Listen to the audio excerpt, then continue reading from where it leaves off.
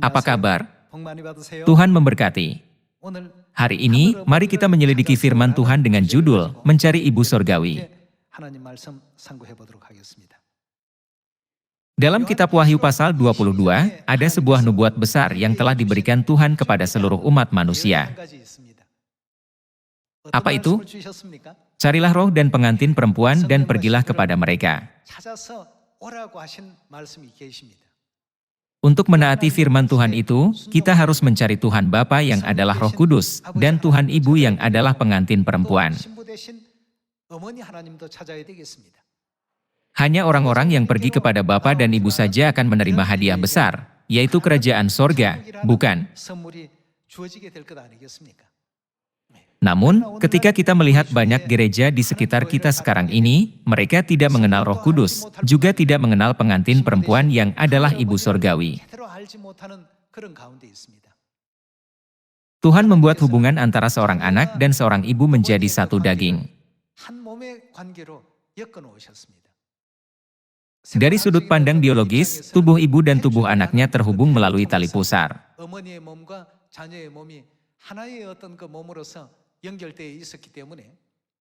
Menurut saya, inilah alasan mengapa seorang ibu bisa memberikan kasih sayang kepada anaknya tanpa syarat, bukan berdasarkan perhitungan atau penilaian yang rasional.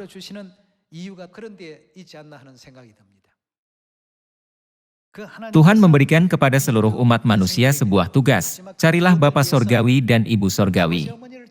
Pergilah kepada mereka untuk menerima keselamatan pada hari-hari terakhir. Perkataan yang diberikan oleh roh dan pengantin perempuan sangat sederhana. Datanglah kepada kami. Namun, bukankah seharusnya kita tahu di mana Bapa berada, di mana Ibu berada, dan siapa Bapa dan siapa Ibu untuk menemukan mereka? Oleh karena itu, kita harus mengetahui setidaknya satu ajaran Alkitab dengan benar sehingga kita bisa menjelaskannya dengan benar kepada orang lain sambil berkata, ini adalah gereja yang kuhadiri. Banyak anggota keluarga Sion di seluruh dunia kembali ke Sion untuk mencari Ibu Sorgawi. Ketika kita mencari ibu kita, siapa lagi yang bisa kita cari? Kita juga bisa mencari Bapa kita. Ketika kita mencari Bapa, Ibu, dan saudara-saudari kita juga bisa mencari rumah rohani kita yang hilang. Judul khotbah hari ini adalah Mencari Ibu Sorgawi. Mari kita buka kitab Wahyu, pasal 22. Mari kita tegaskan janji Tuhan melalui nubuat yang tertulis di pasal 22 ayat 17. Mari kita baca Wahyu pasal 22 ayat 17. Roh dan pengantin perempuan itu berkata, marilah. Dan barang siapa yang mendengarnya, hendaklah ia berkata, marilah. Dan barang siapa yang haus, hendaklah ia datang. Dan barang siapa yang mau, hendaklah ia mengambil air kehidupan dengan cuma-cuma. Air kehidupan adalah hidup yang kekal. Air kehidupan berhubungan erat dengan hidup yang kekal. Dan itu adalah hadiah berharga dari roh dan pengantin perempuan, bukan?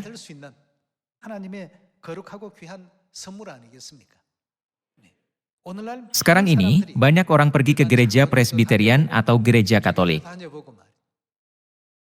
Itu karena mereka ingin menemukan Bapa, Ibu, dan sorga, yaitu rumah sorgawi umat manusia yang hilang.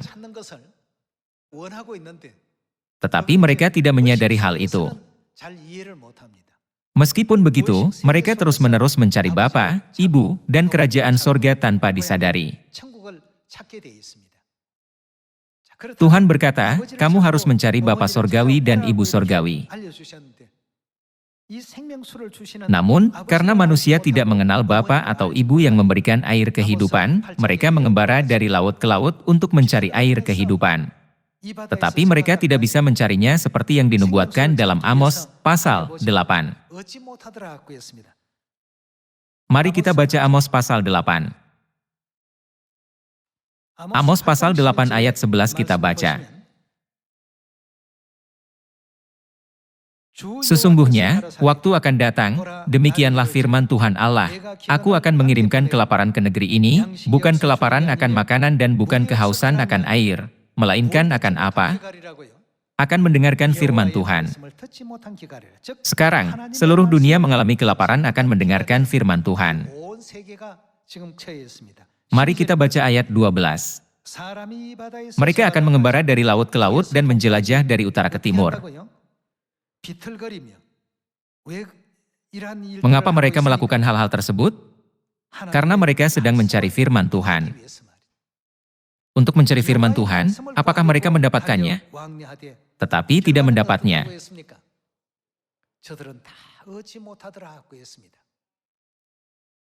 Betapa menyedihkannya itu. Ketika kita melihat hal-hal ini, bukankah kita benar-benar diberkati? Sungguh, berbahagialah kita yang diberkati. Ayat 13. Pada hari itu akan rebah lesu anak-anak darah yang cantik dan anak-anak teruna karena haus. Ada tertulis, orang-orang akan mengembara dari laut ke laut untuk mencari firman Tuhan, tetapi tidak mendapatnya. Maka, Tuhan menyuruh kita untuk pergi kemana? Roh dan pengantin perempuan itu berkata, datanglah kepada kami dan kami akan memberikan air kehidupan. Tidakkah kita bisa menemukan Bapa dan Ibu Surgawi ketika kita tahu siapa mereka? Mari kita cari tahu tentang air kehidupan di Wahyu, pasal 22. Meskipun orang-orang di dunia tidak bisa mendapat firman Tuhan yang merupakan air kehidupan, Tuhan berkata bahwa Dia akan memberikannya kepada kita, bukan? Ada tertulis, kepadamu diberi karunia ini, tetapi kepada mereka tidak. Mari kita baca Wahyu pasal 22 ayat 1. Pasal 22 ayat 1 kita baca. Lalu ia menunjukkan kepadaku sungai air kehidupan, yang jernih bagaikan kristal, dan mengalir keluar dari tahta Allah dan tahta anak domba itu.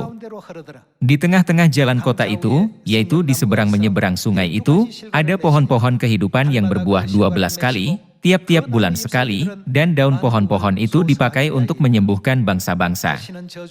Maka tidak akan ada lagi laknat.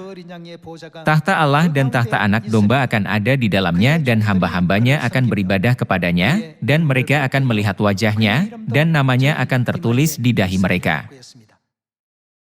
Dalam kitab Wahyu 22, Rasul Yohanes melihat bahwa Tuhan akan membiarkan sungai air kehidupan mengalir. Dari mana air kehidupan akan mengalir? Air kehidupan akan mengalir dari tahta anak domba ke tengah-tengah jalan.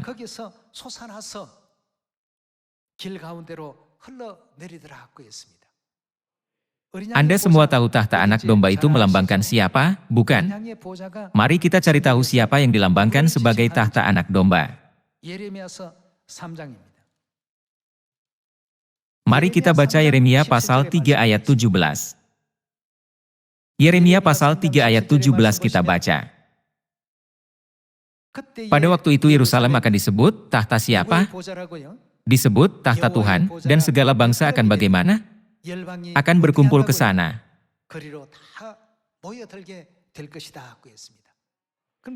Menurut Wahyu 22, apa yang akan keluar dari tahta Tuhan? Tuhan menunjukkan kepada kita bahwa air kehidupan akan mengalir dari tahta Tuhan. Tuhan juga menunjukkan kepada kita nubuat lain melalui Nabi Amos. Tuhan menubuatkan bahwa seluruh dunia akan menderita kelaparan, dan bahwa orang-orang akan mengembara dari timur ke barat untuk mencari firman Tuhan, tetapi mereka tidak akan mendapatnya.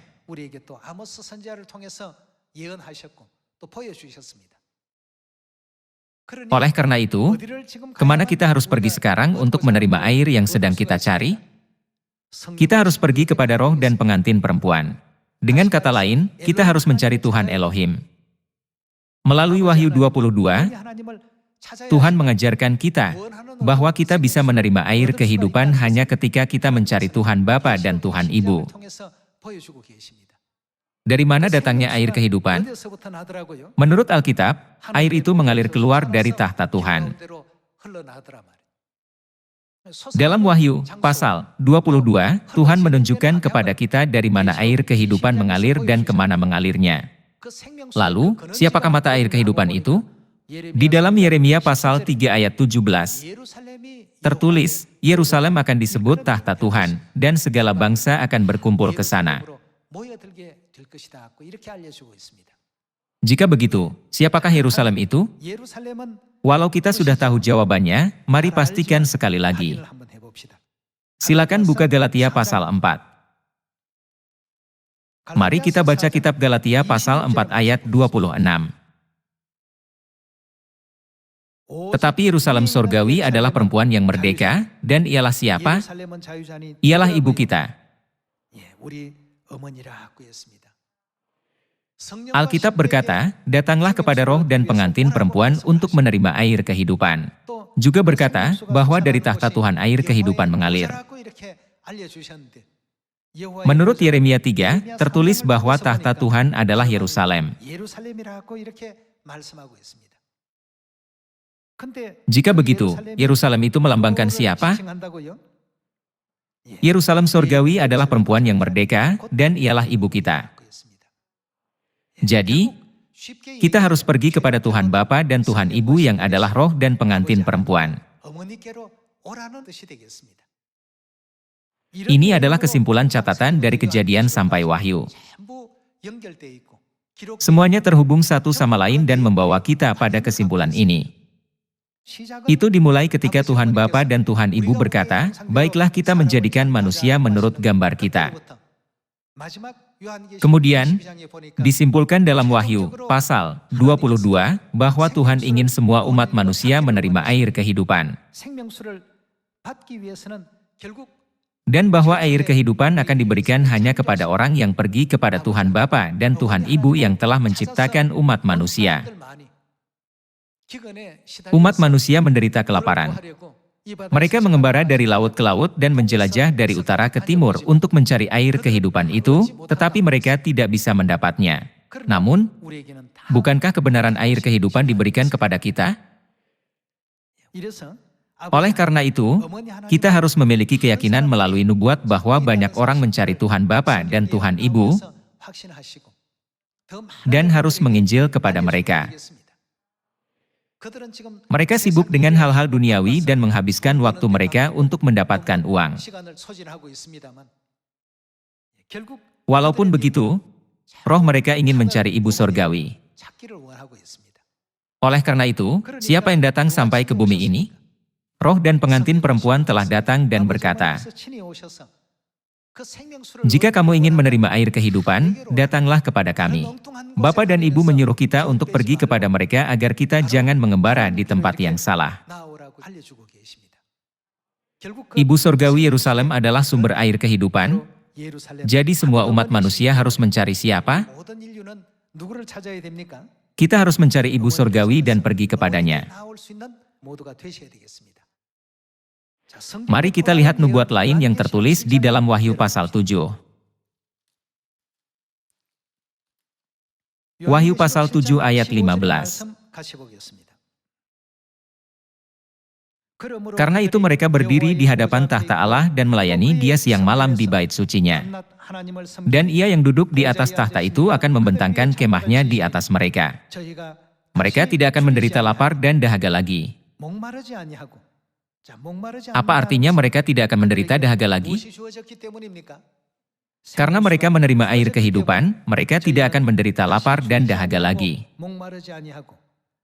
Dan matahari atau panas terik tidak akan menimpa mereka lagi.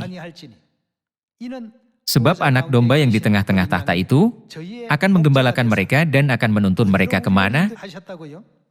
Ke mata air kehidupan. Siapakah yang menuntun kita ke mata air kehidupan? Kristus yang adalah anak domba menuntun kita ke mata air kehidupan. Dan Allah akan menghapus segala air mata dari mata mereka.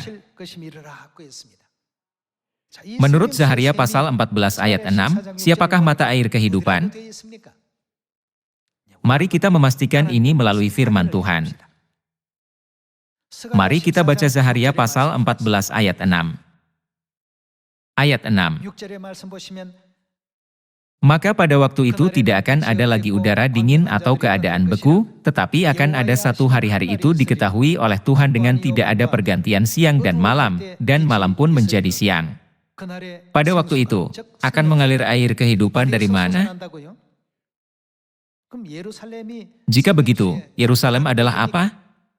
Yerusalem adalah mata air kehidupan. Akan mengalir air kehidupan dari Yerusalem, setengahnya mengalir ke Laut Timur, dan setengah lagi mengalir ke Laut Barat. Hal itu akan terus berlangsung dalam musim panas dan dalam musim dingin. Menurut Galatia pasal 4, siapakah Yerusalem itu? Yerusalem adalah ibu kita. Dalam Wahyu, pasal 22, dikatakan, air kehidupan akan mengalir dari tahta Tuhan. Menurut Yeremia pasal 3 ayat 17, tahta Tuhan melambangkan ibu sorgawi Yerusalem. Menurut Wahyu, pasal 7, Kristus, anak domba, akan memimpin umat manusia ke mata air kehidupan. Rasul Yohanes menyaksikan adegan ini melalui Wahyu. Siapakah mata air kehidupan? Dialah ibu sorgawi, bukan? Pada zaman ini, Kristus Ansanghong yang adalah anak domba, telah memimpin kita kepada ibu sorgawi. Sama seperti Bapa telah memberitahukan kepada kita tentang ibu sorgawi, kita juga harus menginjil kepada seluruh umat manusia dan menuntun mereka kepada siapa? Untuk mereka mewarisi keselamatan, hidup yang kekal dan kerajaan sorga? Kita harus menuntun mereka kepada ibu sorgawi.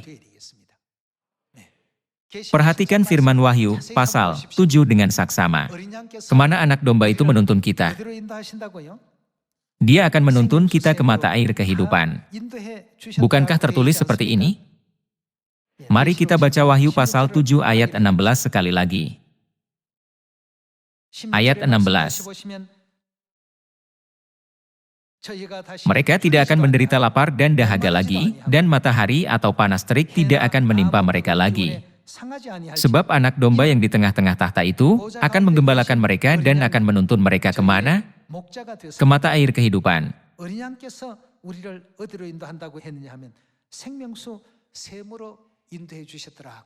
Dia menuntun kita ke Yerusalem, mata air kehidupan. Sama seperti Adam bersaksi tentang Hawa, Bapa Sorgawi bersaksi tentang Ibu Sorgawi kepada kita. Hal ini juga dinubuatkan di dalam Yesaya. Apa yang akan dilakukan Tuhan terhadap Yerusalem? Dia akan menegakkan Yerusalem dan membuatnya menjadi kemasyhuran di bumi. Juga, dia akan membiarkan kemuliaannya dinyatakan kepada semua orang di seluruh dunia. Tuhanlah yang telah menuntun kita ke Yerusalem, mata air kehidupan. Tuhan ingin memberikan keselamatan kepada umat manusia. Dan dia sudah membuat rencana untuk menyelamatkan kita, bukan? Itulah sebabnya Tuhan berfirman, barang siapa haus, baiklah ia datang kepada kami dan minum. Akan tetapi, bagaimana reaksi orang-orang? Jika kita membaca Yohanes, pasal 5 dari ayat 39, kita bisa melihat reaksi orang-orang terhadap Tuhan. Yesus berkata, kamu tidak mau datang kepadaku untuk memperoleh hidup itu. Betapa menyedihkan ini. Sama seperti yang terjadi ketika Tuhan datang ke bumi pada kedatangannya yang pertama.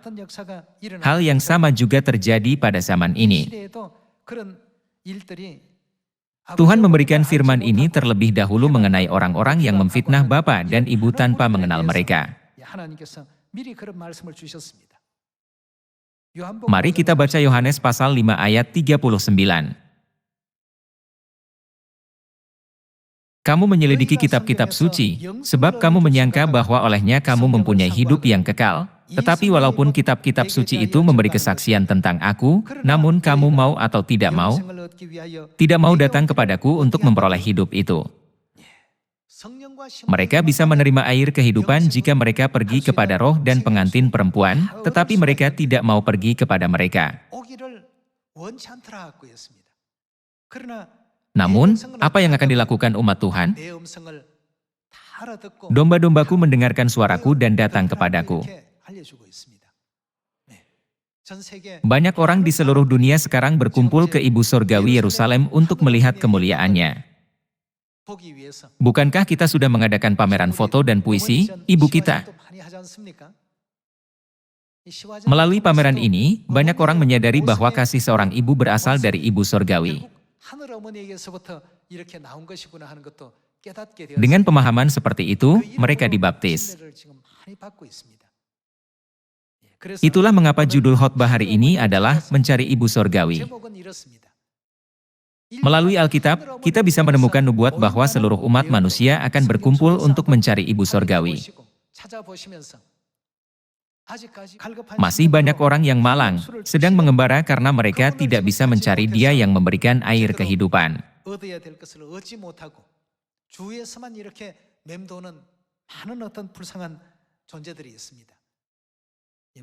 Air berhubungan langsung dengan kehidupan. Ini sangat penting bagi setiap makhluk hidup. Ada roh dan pengantin perempuan yang memberikan air kehidupan. Sebenarnya, pengantin perempuan adalah sumber air kehidupan. Begitu kita menyadari kebenaran ini, sama seperti anak domba menuntun kita ke mata air kehidupan. Kita juga harus memimpin seluruh umat manusia ke mata air kehidupan, yaitu Ibu Surgawi Yerusalem. Mari kita melihat nubuat yang akan terjadi ketika kemuliaan Ibu Surgawi dinyatakan.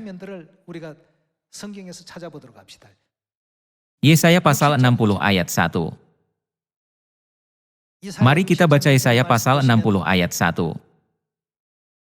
Bangkitlah, menjadi teranglah, sebab terangmu datang, dan kemuliaan Tuhan terbit atasmu.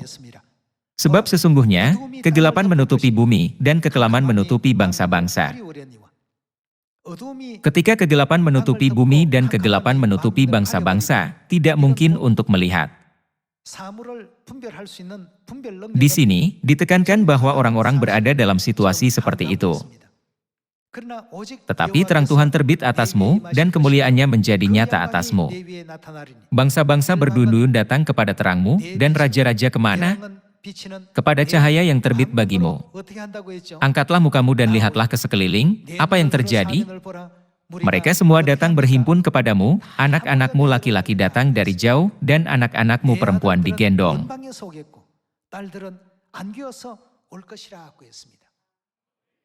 Orang yang bukan anak-anak Bapa dan Ibu Surgawi mungkin menutup telinga dan hati mereka.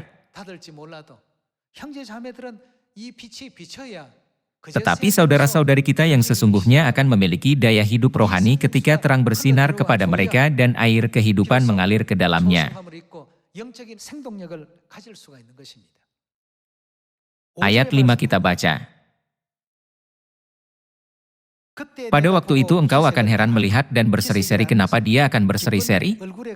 Karena gembira, engkau akan tercengang dan akan berbesar hati, sebab kelimpahan dari seberang laut akan beralih kepadamu, dan kekayaan bangsa-bangsa akan datang kepadamu. Mari kita baca ayat 8. Siapakah mereka ini yang melayang seperti awan dan seperti burung merpati ke pintu kandangnya? Jika kemuliaan Yerusalem tidak bersinar, pekerjaan ini tidak akan pernah terjadi. Kita harus menyatakan kemuliaan Yerusalem dengan rajin. Untuk alasan ini, apa yang dikatakan Nabi Yesaya dalam Yesaya, pasal 62. Mari kita baca Yesaya pasal 62 ayat 6. Pasal 62 ayat 6. Di atas tembok-tembokmu, hai Yerusalem, telah kutempatkan pengintai-pengintai. Untuk apa Tuhan menempatkan mereka? Sepanjang hari dan sepanjang malam, mereka tidak akan pernah berdiam diri. Artinya mereka akan terus berteriak, bukan? Hai kamu yang harus mengingatkan Tuhan kepada Sion, janganlah kamu tinggal tenang dan janganlah biarkan dia tinggal tenang, sampai ia menegakkan Yerusalem dan sampai ia membuatnya menjadi kemasyhuran di bumi. Dalam hal menyatakan kemuliaan Yerusalem di Samaria dan sampai ke ujung bumi. Semua saudara-saudari di Sion tidak boleh tinggal diam. Tuhan telah mengangkat kita sebagai pengintai nubuat di atas tembok Yerusalem. Apa tugas pengintai? menyatakan kemuliaan Yerusalem ke seluruh dunia, dan janganlah biarkan dia tinggal tenang, sampai ia membuatnya menjadi kemasyhuran di bumi. Ini adalah strategi rohani Tuhan untuk menyelamatkan seluruh umat manusia. Oleh karena itu, semua bangsa sampai di seberang Korea kembali ke Sion dengan menantikan kemuliaan Ibu Sorgawi Yerusalem.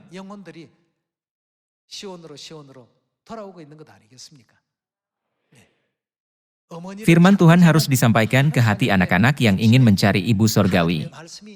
Saya mendengar harum Sion dari seorang anggota baru. Dulunya, dia menghadiri gereja lain tetapi merasa sakit hati, kecewa dan ragu, jadi dia tidak pergi ke gereja itu lagi. Namun, setelah menerima kebenaran kita, dia sangat gembira. Sekarang, dia rajin menghadiri gereja kita. Dia menerima kebenaran selama festival penginjilan Hari Raya Pondok Daun. Putranya senang melihatnya pergi ke gereja lagi karena dia tahu bagaimana dia berhenti menghadiri gereja. Namun, ketika dia melihat ibunya pergi ke gereja setiap hari, dia sedikit khawatir apakah ibunya mengikuti aliran sesat atau semacamnya. Kemudian, dia mengetahui bahwa ibunya telah menghadiri gereja Tuhan. Suatu hari, dia bertanya kepada ibunya, "Bu, aku tidak suka kamu pergi ke gereja itu. Apakah ibu bahagia pergi ke gereja itu?" Ibunya menjawab, "Aku sangat bahagia. Aku bahagia karena aku bertemu Tuhan dan menemukan kebenaran. Aku sangat senang karena akhirnya aku menemukan Tuhan yang benar yang selama ini kucari." Setelah percakapan itu, kedua putranya mengunjungi gereja kita untuk melihat gereja seperti apa yang dia hadiri. Mereka menonton video pengenalan, mempelajari kebenaran, dan mengajukan pertanyaan tentang apa yang membuat mereka penasaran. Setiap jawaban ada di dalam Alkitab. Mereka belum pernah mengalami hari seperti itu bahwa ada begitu banyak pelajaran dalam firman Tuhan. Akhirnya, kedua putranya juga dibaptis. Yang paling penting adalah ini. Ketika sang anak bertanya kepada ibunya, "Apakah kamu bahagia pergi ke gereja itu?" Dia berkata, "Aku bahagia." Saya ingin bertanya kepada Anda sekalian. Saudara-saudari, apakah Anda bahagia datang ke Sion? Jika Anda berkata, "Saya tidak bahagia," Anda harus memeriksa imanmu. Kita akan menjadi imamat yang rajani di sorga di mana Bapa dan Ibu berada dan tidak akan ada lagi perkabungan, ratap tangis atau duka cita. Bukan hanya itu saja, Ibu Sorgawi yang dinubuatkan dalam Alkitab ada bersama kita, dan kita menerima begitu banyak kasih darinya. Apakah aku menganggap kasihnya sebagai sesuatu yang biasa saja karena selalu menerimanya? Ketika anggota-anggota keluarga Sion yang telah melalui banyak kesulitan datang ke Sion, mereka semua berkata, "Saya sangat bahagia karena Bapak dan Ibu ada di sini, dan di atas segalanya. Saya sangat bersyukur karena Ibu Sorgawi memimpin gereja ini." Saudara-saudari, Anda dan saya adalah orang-orang yang benar-benar diberkati. Rasul Yohanes hanya melihat kota Yerusalem sebagai perumpamaan dalam Wahyu. Tetapi kita bisa bertemu Ibu Sorgawi dan mendengar doa berkat-Nya. Kita harus ingat bahwa semua Sion di dunia dijalankan di bawah berkat-Nya dan selalu berjalan bersamanya. Kita benar-benar menjalani kehidupan yang lebih bahagia dan diberkati daripada orang lain di dunia. Janganlah keluar dari pagar kebahagiaan ini tetapi maju ke kerajaan sorga. Sehingga kita bisa sepenuhnya menikmati warisan sorgawi yang akan diberikan Bapa dan Ibu kepada kita. Selanjutnya, harap ingat bahwa ada banyak jiwa yang mencari Ibu Sorgawi. Ketika kita memberitakan Injil, yang perlu kita lakukan hanyalah mengetuk hati mereka yang mencari Ibu. Ibu Surgawi telah datang. Maukah Anda mendengarkan suaranya? Mari kita anggap penginjilan sebagai mengetuk hati mereka dengan cara ini. Saya berharap bahwa kita akan memimpin semua jiwa yang mencari Ibu Surgawi kepada pertobatan sehingga mereka juga bisa diselamatkan. Semoga karunia Tuhan menyertai. Saya menutup khotbah ini. Terima kasih.